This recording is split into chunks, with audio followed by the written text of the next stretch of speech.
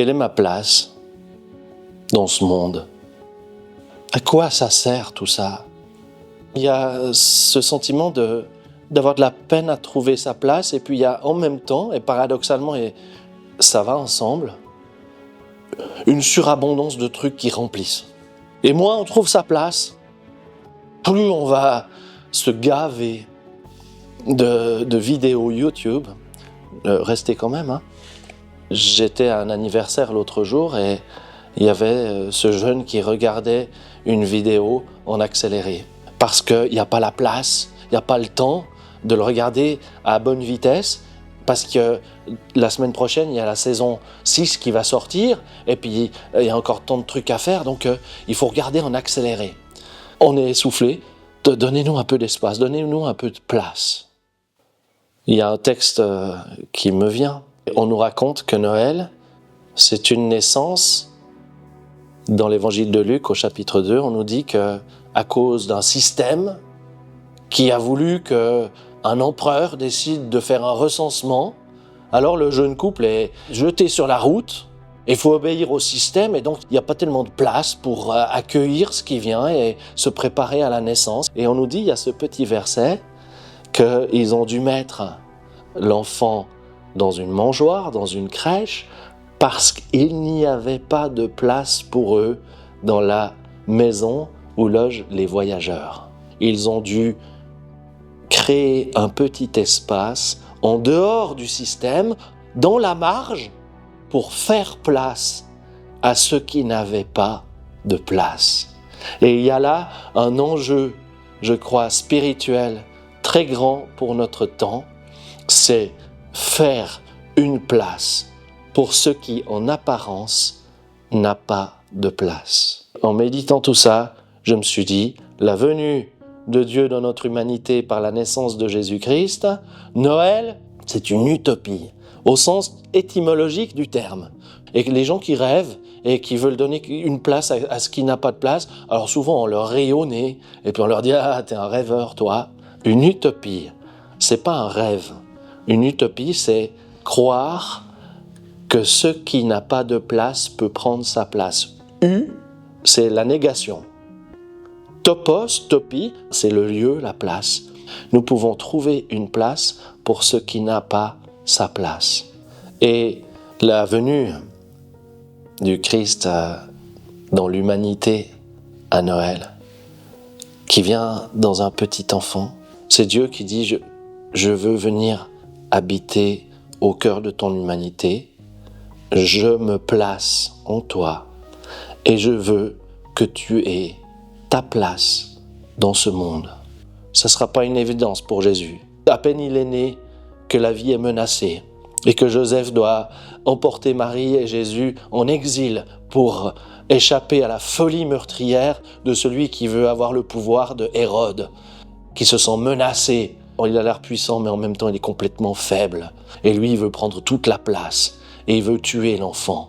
Il veut enlever la place. Et dans l'évangile de Luc, autre récit, il y a cette naissance dans la marge, cette naissance ailleurs. Et comme ça, parce qu'il naît dans une étable, en dehors du système, eh bien tout à coup, ça va donner une place à ceux qui n'ont pas de place normalement dans le système, à ceux qui sont exclus. C'est qui? C'est les bergers.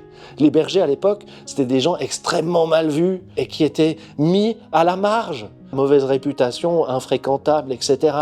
Le fait que tout à coup, l'espérance, la lumière, l'amour prennent sa place de manière vulnérable et discrète en dehors du système, tout à coup ça donne une place à ceux qui n'avaient pas de place. Tu as ta place, tu peux la prendre. Un autre ami m'a envoyé un article qui parle des propos du chef de l'OTAN.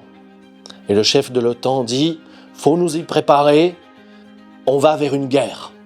Il y a tout un langage qui se développe aujourd'hui sur le côté inéluctable de la montée des oppositions et d'une guerre qui va arriver en Europe. Et donc, le mot d'ordre, il est clair. Il faut produire des armes, il faut se préparer, et tôt ou tard, il y aura la guerre. Un message dominant qui peut prendre toute la place qui peut être extrêmement anxiogène. Est-ce qu'il y a encore une place pour un message de paix?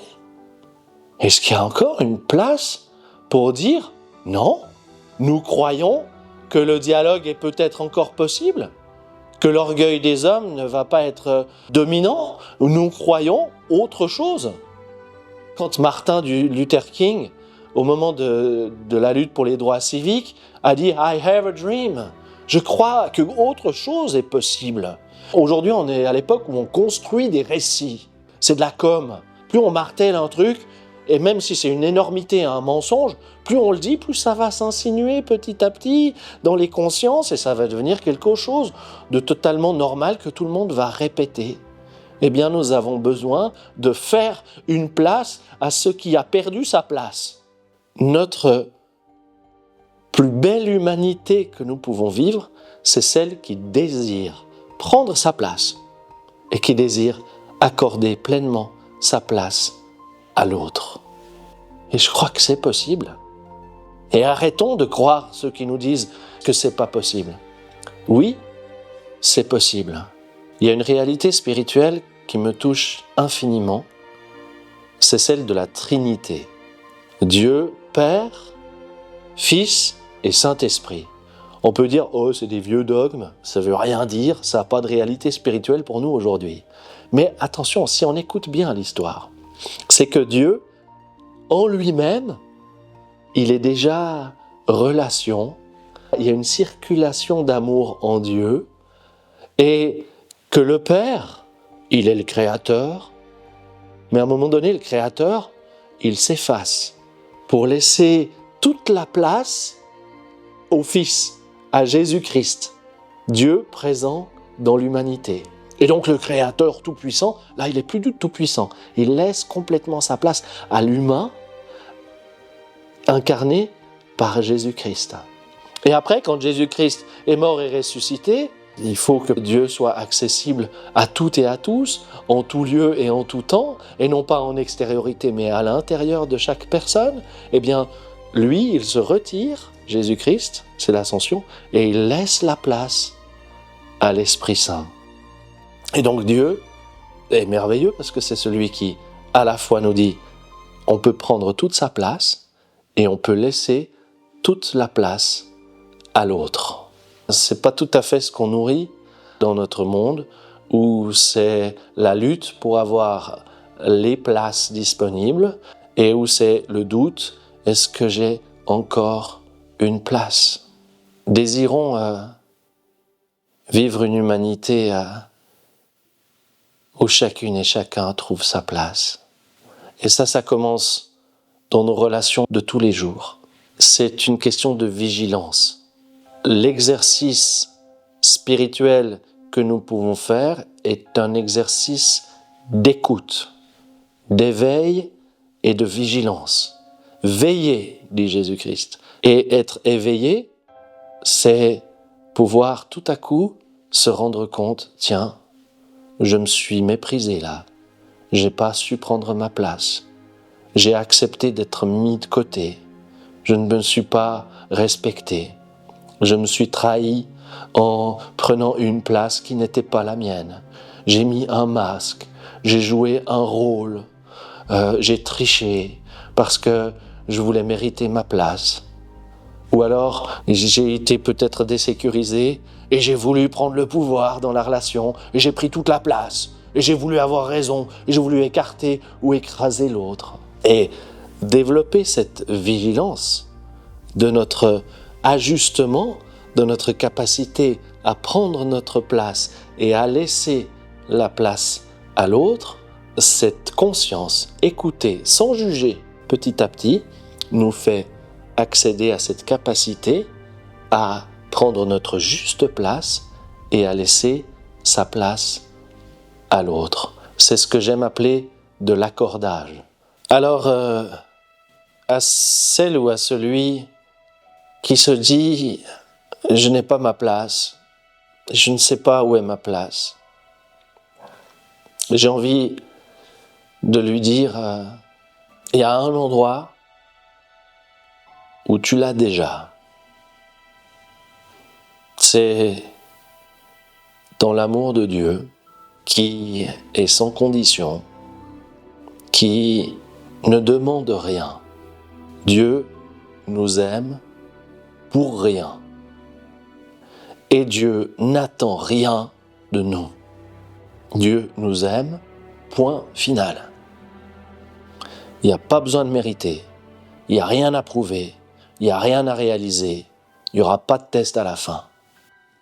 Et on crée dans ce lieu-là, et je crois qu'il y a au fond de nous un sanctuaire, un lieu saint,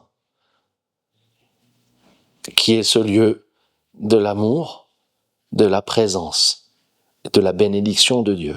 Si nous prenons conscience que là nous avons notre place, peut-être que ça va nous encourager, ça va nous fortifier pour ensuite arriver à nous dire je peux chercher, je peux m'affirmer, je peux essayer des choses, je peux échouer, je peux faire 1000 détours. Je n'ai pas besoin de prouver quelque chose à tout prix parce que c'est là, c'est donné, c'est une grâce.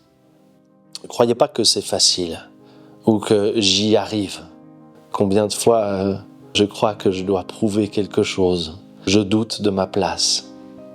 Mais lorsque ça arrive, je reviens en cet endroit. Je vais là en marge où Dieu dit « Moi je viens habiter dans ton humanité, pas dans ton humanité parfaite, pas dans ton humanité géniale, ou qui doit passer des castings pour mériter sa place. Je viens dans ton humanité toute petite, toute fragile, toute vulnérable, mais toute pleine de promesses, toute pleine de potentialités. Je crois en toi. » Et quand on revient à ce « je crois en toi » de Dieu, il y a plein de choses qui deviennent possibles. Et j'ai une dernière chose à dire, c'est que on trouvera notre place quand on donnera une place à ce qui correspond à nos aspirations les plus profondes. Tant qu'on croit qu'on trouvera sa place en faisant carrière, en ayant de l'argent, en devenant des stars, tout ça c'est faux, c'est des illusions. Plus on occupe ces places-là, plus on les a, plus on admire ceux qui les ont, plus on a un sentiment de vide et on se dit « mais c'est pas ça ma place ». C'est pour ça qu'il faut revenir à l'utopie, à donner une place à ce qui n'a pas sa place. Donner une place à ce qui va nous rendre humains, va nous rendre heureux, va nous rendre libres, va nous rendre en lien. L'amour, la paix, la créativité, le partage. Si on veut avoir une place, donnons une place à ce qui nous fait croître vers quelque chose de bon et de beau. Si chaque jour, on peut se dire « Aujourd'hui, je veux donner une place à qui ?